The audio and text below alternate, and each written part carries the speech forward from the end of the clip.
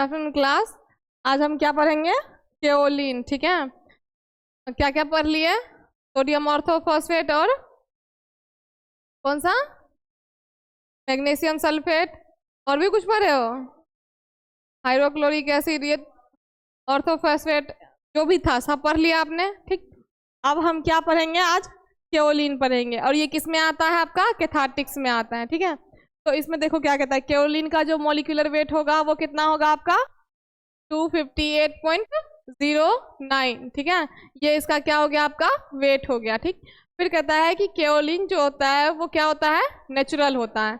अब नेचुरल मतलब क्या हुआ? जो चीज आपको नेचुरल सोर्स से मिला हो, जिसको इंसानों ने नहीं बनाया हो। ठीक है, कहता है कि और प्यूरिफाइड, तो क्या करते हैं हम? अब कोई देखो क्या होता है ना कि जब कोई चीज नेचर से आपको मिलता है तो उसको क्या करना पड़ता है? सबसे पहले प्यूरिफाई करना पड़ता है ना, तब उसको जाके आप अपने यूज में ला सकते हो। ठीक है, तो प्यूरिफाई करोगे। फिर कहते हैं कि hydrated aluminium silicate of varying composition में क्या रहेगा आपका? जो हाइड्रेटेड फॉर्म में क्या होगा? एल्यूमिनियम सिलिकेट होगा, वो मतलब कि अलग अलग कंपोजिशन में इसमें प्रेजेंट रहेगा। ठीक है, वेरी मतलब कि वेरी का मतलब क्या होता है? अलग अलग तरीके से वो क्या करेगा? वो कंपोजिशन इसमें प्रेजेंट रहेगा। चाहे मान लो अब किसी में कोई जाके कंबाइन हो गया, किसी में कुछ कंबाइन बन गया है ना, तो वो अलग अलग फॉर्म में क्या होगा? इसमें प्रेजेंट रहेगा आपका। ठीक है, क्या हाइड्रेटेड यहाँ मतलब हो गया क्या? वाटर की प्रेजेंस उसमें होगी, किसमें? एल्यूमिनियम सिलिकेट में। ठीक है, फिर कहता है कि ऑल्सो कॉल्ड चाइना क्ले, इसको आप क्या कह सकते हो? चाइना क्ले भी कह सकते हो। ठीक है, देखो केओलिन का जो पाउडर होता है वो आपको ऐसा दिखने में लगता है, बिल्कुल जो मिट्टी होता है ना उसी की तरह दिखने में लगता है। ठीक, अब देखो ये हो गया आपका क्या? केओलिन का सस्पेंशन बनाया है इसने, क्योंकि हम यहाँ पे किसमें यूज कर रहे हैं? कैथार्टिक्स में यूज कर रहे हैं। कैथार्टिक्स में यूज कर रहे हैं, तो अब कैथार्टिक्स में जब यूज करोगे तो ये क्या करेगा? आपको डायरिया से मतलब कि डायरिया जैसी बीमारी से आपको बचाएगा या फिर रिलीफ देगा, उससे थोड़ा क्या राहत देगा, है ना। फिर इसका मतलब कि इसमें जो भी इंग्रेडिएंट होगा वो आपका यूज हुआ है लाइट केओलिन पैक्टिन। इसका इंग्रेडिएंट, मेन इंग्रेडिएंट जो है वो क्या है आपका? लाइट के, एक होता है आपका लाइट केओलिन, एक होता है आपका हैवी केओलिन। ठीक है, मतलब दो फॉर्म में प्रेजेंट होगा ये। ठीक, कहता है कि टाइप्स ऑफ केओलिन, सबसे पहले क्या है आपका? Heavy kaolin. तो हैवी केओलिन के बारे में पढ़ो। कहता है कि purified natural form with particles about 20 micrometre in diameter. क्या कहता है कि ये आपका प्यूरिफाई फॉर्म में होता है और इसका जो पार्टिकल्स होता है वो लगभग कितना होता है? उसका डायमीटर 20 डायमीटर, 20 माइक्रोमीटर। क्या होगा इसका? किसका साइन है जरा बताओ तो? माइक्रोमीटर का। ठीक है, तो इसका जो डायमीटर होगा वो कितना होगा?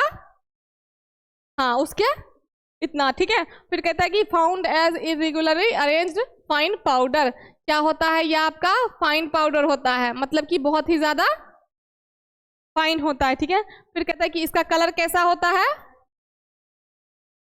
हाँ, मतलब कि व्हाइट ग्रेइश होगा। ठीक, मतलब कि ना उजला, ना ज्यादा सफेद होगा, ना ज्यादा ब्लैक होगा। ठीक है, क्या होगा? व्हाइट और ग्रेस के बीच में इसका कॉम्बिनेशन होगा, जैसे मिट्टी का रहता है ना उसी तरीके का। ठीक है, फिर कहता है कि practically insoluble in water organic solvents, जैसे कि ईथर और एल्कोहल हो गया आपका। ऑर्गेनिक सॉल्वेंट्स में क्या होता है? ये इंसॉल्युबल होता है। देखो कोई एक चीज में घुलता है, एक चीज में नहीं घुलता है ना, तो ये जो होता है आपका क्या होता है? वाटर और ऑर्गेनिक सॉल्वेंट में नहीं घुलता है। ठीक है, फिर कहता है आपका when suspended in water settles down leaving clear liquid above। जब इसको आप वाटर में जाओगे तो ये क्या करेगा? आप सबने सस्पेंशन पढ़ा है ना, इमल्सन पढ़ा है ना, उसमें क्या होता है?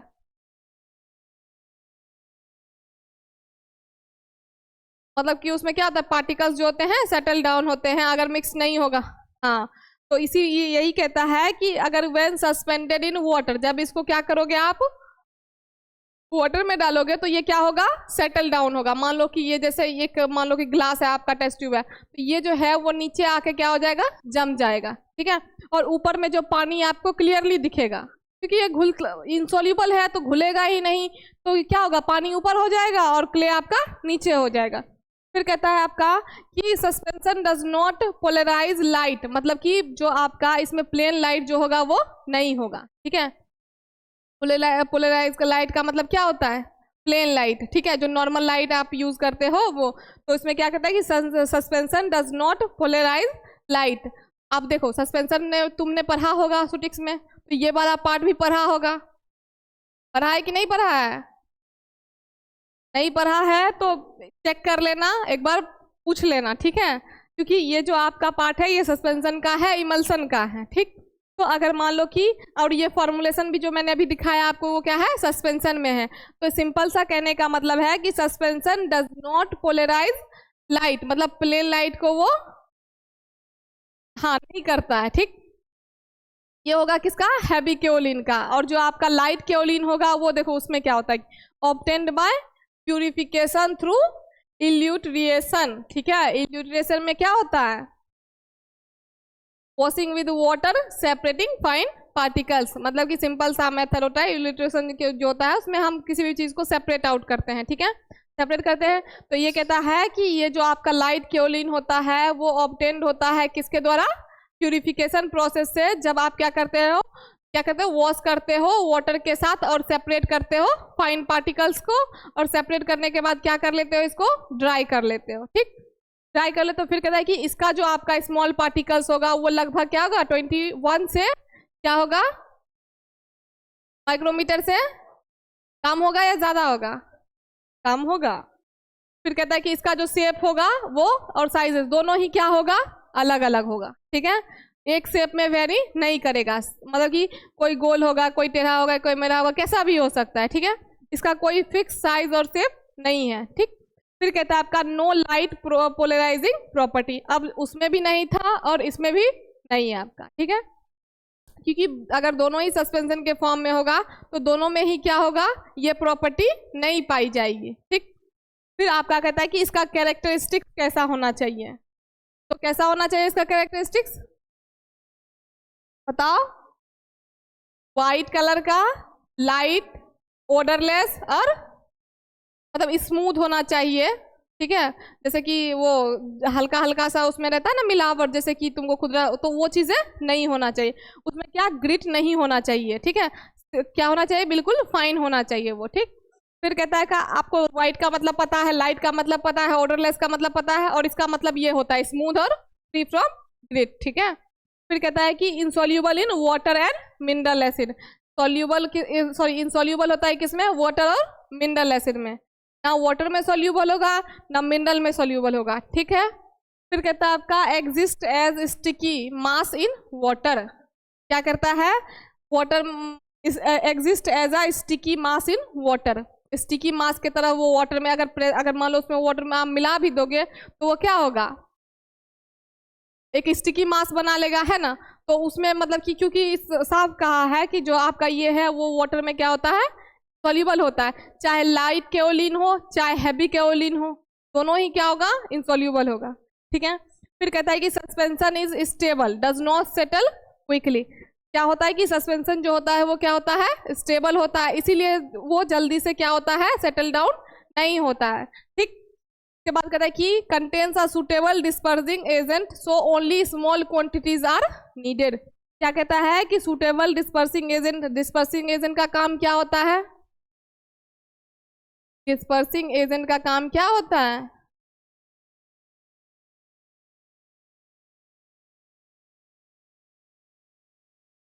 ठीक है, इसीलिए कहता है कि इसके पास सुटेबल डिस्पर्सिंग एजेंट होता है, तो only small quantities are needed, इसीलिए बहुत कम क्वांटिटी में इसका यूज करके आप इसको क्या कर लोगे, मिक्स कर सकते हो, ठीक। फिर आपका हो गया कि नेचुरल लाइट केओलिन, ठीक है, नेचुरल केओलाइट, यहाँ क्या बोला है कि नेचुरल लाइट केओलिन जो कि आपका क्या होता है, crude kaolin, does not contain dispersing agent, substance that help separate and keep fine solid particles evenly distributed in a liquid, इसका ये काम होता है किसका, डिस्पर्सिंग एजेंट का, क्या, substance that help separates and keep fine solid particles, मतलब कि सेपरेट करके सॉलिड फाइन पार्टिकल्स को क्या करेगा, अलग कर, evenly distributed in a liquid, अगर वो लिक्विड में भी प्रेजेंट हो तो भी उसको सेपरेट कर लेगा, ठीक है। तो अब कहता है कि जो नेचुरल लाइट केओलिन होता है जिसको हम क्रूड केओलिन कहते हैं, उसमें क्या होता है, आपका डिस्पर्सिंग एजेंट नहीं होता, ठीक। मतलब कि देखो, एक था आपका क्या, हैवी केओलिन, एक था लाइट केओलिन। एक आपका कौन सा है, नेचुरल लाइट केओलिन, जो कि आपका क्या होता है, क्रूड केओलिन होता है। उसमें डिस्पर्सिंग एजेंट नहीं होता है। जब उसको भी आप प्रोसेस में लाओगे तो आप मिला सकते हो, ठीक है। अब जो नेचुरल सोर्स से आएगा, अब डिस्पर्सिंग एजेंट तो हम ऊपर से ही ना मिलाएंगे, अपने आप तो नहीं आता है ना। तो ये जब क्रूड फॉर्म में रहेगा तो उसमें कहाँ से होगा, नहीं होगा, ठीक। फिर कहता है कि मेथड ऑफ प्रिपरेशन, अब है कि आप इसको कैसे बनाओगे। कैसे बनाओगे, ऑब्टेन फ्रॉम डिकम्पोजिशन और फेल्डस्पार रॉक्स, मतलब कि जो आपका आउटर मोस्ट लेयर होता है ना अर्थ का जो आउटर मोस्ट लेयर होता है, वहीं से आपको क्या मिलता है, ये वाला रॉक, ठीक है, जो कि बहुत कॉमन है, मतलब बहुत कॉमन है। तो उससे आपको मिलता है, उसी के डिकम्पोजिशन से आपको क्या मिलेगा। हाँ, फिर कहता है कि कितना, अब ये जो देखो, ये जो है इसमें 60 लगभग 60% के आसपास ये होता है आपका प्रेजेंट रहता है, ठीक है, किसमें, अर्थ में, ठीक। फिर कहता है कि देखो, फेल्डस्पार रॉक होता है most common mineral in earth crust outer most layer. Earth का जो आउटर मोस्ट लेयर होता है उसी में 60% के आसपास लगभग केओलिन प्रेजेंट होता है, ठीक। फिर कहता है आपका कि रॉक इज माइंड, फिर उस रॉक को क्या करोगे, कंपोज होने के बाद उसको माइंड कर लोगे। माइंड मतलब क्या होता है, कभी तुमने देखा है कोयले का माइनिंग, कोयले देखा है, जब वो हम क्या करते हैं, बड़े बड़े पत्थरों को तोड़ के छोटे छोटे, है ना, कन्वर्ट करते हैं, तो उसको हम क्या कहते हैं, माइनिंग कहते हैं। तो ऐसे ही इस फेल्डस्पार रॉक को हम क्या करेंगे, माइंड कर लेंगे। माइंड कर लेके उसको क्या कर लेंगे, एक्सकेवेटेड कर लेंगे, मतलब डिग आउट कर लेंगे, उसको निकाल लेंगे, ठीक है। डिग आउट करने के बाद क्या होगा, उसमें जितना भी इम्प्योरिटी होगा उसको रिमूव कर लेंगे, मतलब उसको प्यूरिफाई कर लेंगे, ठीक है। प्यूरिफाई कर लेंगे, आप कहते हैं कि वॉश करेंगे उसको विद वाटर के साथ, ठीक है। तो वो क्या हो जाएगा आपका, अब देखो, जब ये किस फॉर्म में, अब मान लो कि कोई पत्थर को तुम चुरोगे तो वो कैसा बनेगा, पाउडरी फॉर्म में बनेगा ना। तो जब आप इसको वॉश कर लोगे उसके बाद वो पाउडर के फॉर्म में, फिर आप उसको क्या करोगे, वाटर इल्यूट्रेशन प्रोसेस यूज करोगे यहाँ पे भी, मतलब कि सेपरेशन का, ठीक है। उसको क्या करोगे, आप सेपरेट कर लोगे लार्ज पार्टिकल्स को अलग और स्मॉल पार्टिकल्स को अलग, ठीक है। जब आप मान लो कि कोई सेपरेशन प्रोसेस यूज करोगे, कोई भी करोगे, ठीक है, तो उसमें क्या होगा, जो बड़े बड़े पार्टिकल्स होंगे वो अलग हो जाएंगे, जो छोटे छोटे पार्टिकल्स होंगे वो अलग होंगे, और पाउडर अलग हो जाएगा, है ना। सबसे पहले क्या गिरेगा आपका, पाउडर गिरेगा ना। पाउडर के गिरने के बाद क्या गिरेगा, छोटे छोटे पार्टिकल्स गिरेंगे, फिर क्या गिरेंगे, बड़े पार्टिकल्स, वो तो अपने आप सेपरेट हो जाएंगे, है ना। अब जैसे मान लो कि एक चलनी का ही एग्जाम्पल ले लो, अगर ले लो, चलनी छोड़ो, जैसे ये गिट्टी बालू जो वो करते हो, ये रॉक की ही ना बात हो रही है, तो उसमें चलने वक्त देखते हो कैसे बड़े बड़े चीजें उसमें फंस के रह जाती है और बालू नीचे आ जाता है ना। सेम प्रोसेस ये भी है, ठीक। फिर इसमें कहता है आपका कि turbid liquid is left to settle, जो आपका क्या होगा, बचा हुआ जो मतलब कि लिक्विड होगा उसको क्या करोगे आप, सेटल डाउन होने के लिए छोड़ दोगे। अब जब सेटल डाउन होगा, इसमें क्या कहता है आपका हैवी केओलिन, जो कि आपका क्या होगा, लार्ज पार्टिकल्स, और जो लाइट केओलिन होगा वो स्मॉल पार्टिकल, क्योंकि हैवी का मतलब भारी और लाइट का मतलब हल्का, है ना। तो इसीलिए जो हैवी होगा वो लार्ज पार्टिकल्स होगा, जो लाइट होगा वो स्मॉल पार्टिकल्स होगा। उसको हम क्या करेंगे, सेपरेट कर लेंगे, और सेपरेट करने के बाद ड्राई कर लेंगे, ठीक, ड्राई कर लेंगे। उसके बाद कहता है कि फॉर फार्मास्यूटिकल पर्पजेज, अब जब आप फार्मास्यूटिकल पर्पज में आप इसको यूज करोगे तो क्या कहता है कि purified by treatment with hydrochloric acid या sulphuric acid then washed with water. आप क्या करोगे, जब ये आपका ड्राई कर लोगे, अब ड्राई करने के बाद अगर आपको उसको फार्मेसी में यूज करना है तो आपको उसको क्या करना पड़ेगा, HCl या फिर हाइड्रोक्लोरिक एसिड के, सॉरी HCl या फिर सल्फ्यूरिक एसिड के साथ आप उसको रिएक्ट करवाओगे, ठीक। अब जब रिएक्ट करवाओगे तो रिएक्ट करवाने के बाद उसको क्या करोगे, प्रॉपरली फिर से वॉश करोगे, और वॉश करने के बाद उसको किसके साथ वॉश करोगे, वाटर के साथ करोगे, और वॉश करने के बाद फिर से ड्राई कर लेना, ठीक। तो ये था एक आपका किसका, इसका केओलिन को बनाने का प्रोसेस, जिसमें था कि सबसे पहले तो हम फेल्डस्पार रॉक को लेंगे, उसको रॉक को माइन करके उसको डिग आउट करने के बाद उसका इम्प्योरिटी रिमूव कर देंगे, ठीक। जब रिमूव कर दोगे तो उसको क्या करोगे, सेपरेट आउट करोगे। सेपरेट आउट करने के बाद क्या करोगे आप, हाँ, स्मॉल पार्टिकल को अलग कर लोगे और लार्ज पार्टिकल्स को अलग कर लोगे। अलग करने के बाद फिर आप क्या करोगे, उसको ड्राई कर लोगे। अब अगर आपको फार्मेसी में इसको यूज करना है फार्मास्यूटिकल पर्पज के लिए, तो उसको सल्फ्यूरिक एसिड के साथ या तो हाइड्रोक्लोरिक एसिड के साथ रिएक्ट करवा लो। रिएक्ट करवाने के बाद आपका फिर से उसको वाटर के साथ वॉश कर लो, तो वो प्यूरिफाई भी हो जाएगा और आप फार्मास्यूटिकल पर्पज के लिए उसको यूज कर भी सकते हो। ठीक, फिर आपका कहता है कि टर्बिड, हाँ यहाँ पे एक टर्म आया था टर्बिड लिक्विड। टर्बिड लिक्विड का मतलब क्या होता है, मतलब कि ऐसा लिक्विड होता है जो धुंधला धुंधला सा होता है, स्मोकी टाइप्स, उसमें कुछ भी क्लियर आपको नहीं दिखेगा। जैसे कल आप देख रहे थे, एक आपने टेस्ट का किया था, एक स्टैंडर्ड किया था। टेस्ट जो है आपका क्लियरली था बहुत ज्यादा, और स्टैंडर्ड क्लाउडी था, इतना क्लियर नहीं था। ठीक है, फिर आपका कहता है कि इल्यूट्रेशन, ये तो आपको पता ही है कि मतलब उसमें हम क्या करते हैं, पार्टिकल्स को सेपरेट आउट करने का काम करते हैं। ठीक, क्या मतलब कि इल्यूट्रेशन जो होता है एक सेपरेटिंग प्रोसेस होता है, सिंपल सा अगर समझो, सेपरेटिंग प्रोसेस होता है जिसमें हम क्या करते हैं, फाइन पार्टिकल्स को हम क्या करते हैं, कोर्स पार्टिकल से सेपरेट करते हैं। किसके हेल्प से, स्टीम ऑफ फ्लूइड के हेल्प से। मतलब उसमें क्या होगा, यूज होगा आपका वाटर या एयर के। जैसे क्या होता है ना, प्रेशर, वाटर और एयर का प्रेशर। कभी वाटर का प्रेशर देखा है, वाटर का प्रेशर बहुत खराब होता है, मतलब कि वो कोई भी चीज को गिरा सकता है अगर उस वाटर में प्रेशर हो तो। हाँ बिल्कुल सही बोला। ठीक है, और एयर भी सेम होता है। ठीक है, सिंपल सा समझो कि कोई भी चीज को अगर प्रेशर से फेंकोगे तो वो अपना जोर वो दिखाएगा ही दिखाएगा ना। तो इसीलिए एयर इल्यूट्रेशन में जो होता है, जिसमें आप एयर या वाटर के मदद से क्या करते हो, कोई चीज को सेपरेट आउट करते हो। क्या, फिर आपका कहता है कि इसका प्रॉपर्टीज कैसा होता है। सिंपल सा वही फिर से आ गया कि मतलब व्हाइट कलर का होता है, हाँ ऑर्डरलेस होगा, और क्ले जैसा मिट्टी दिखता है वैसा होगा आपका। ठीक है, फिर कहता है आपका कलर में वेरी। आप देखो कलर जो होगा उसका ग्रे भी हो सकता है, येलो भी हो सकता है, ब्राउन भी हो सकता है, ब्लू भी हो सकता है, रेड भी हो सकता है, ड्यू टू इम्प्योरिटीज। ठीक है, मतलब कि जैसा इम्प्योरिटीज प्रेजेंट होगा उस तरीके का उसका कलर होगा। लेकिन उसका जो मेनली कलर होता है उसका क्या होता है, व्हाइट इज ग्रेइश। ठीक है, मतलब हल्का व्हाइट और हल्का ग्रेइश। ठीक, फिर कहता है आपका सोपी टू टच। जैसे कि मतलब साबुन को छुआ, साबुन तो सब लगाते होगे, बोल दो नहीं लगाते, तुम बोलो, तुम कुछ नहीं करता है, तुम बोल दो नहीं मैम नहीं लगाते हम साबुन, बोलो नहीं लगाता है, लगाना है ना। हाँ, तो जैसा साबुन को छूने पे लगता है ना, वैसा ही तुम्हारा ये लगेगा। ठीक, क्लियर है। फिर कहता है कि surface become highly polished when rubbed. अब ये क्यों दिखता है सोपी की तरह, क्योंकि उसका जो सरफेस होता है उसको बहुत ज्यादा आप रब करते हो, रब करने की वजह से वो स्मूथ हो जाता है। तो जब आप उसको छूते हो तो वो क्या होता है, बहुत स्मूथ लगता है, जैसा साबुन आपको लगता है। ठीक है, अब साबुन को कहाँ लगाते हैं, हम बॉडी पे लगाते हैं। अगर वो ऐसा अजीब सा रहा तो वो तो हमारे स्किन को पूरा खराब कर देगा ना, तो इसलिए उसको स्मूथ बनाया जाता है ना।